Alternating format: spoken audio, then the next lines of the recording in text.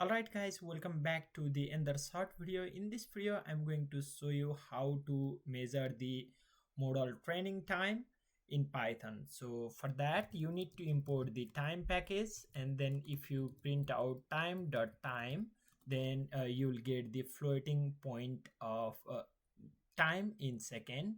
So more description about that is available in the tutorial points here. And after that, so in order to track the timing, you can note down your start time is time.time, and then after executing the model you can measure the in time as well, time.time. And after that you can print out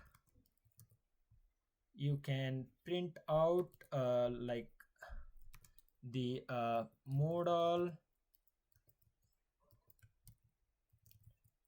the execution time is, and then you can subtract the start time by in time.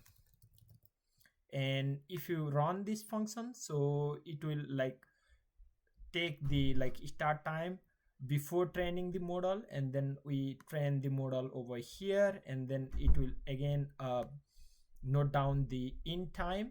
And after that, if we subtract these two value, then you will get the total model execution time in seconds. So that's all. So I hope you enjoy this video. Please hit the like button and subscribe to my channel. Thank you for watching.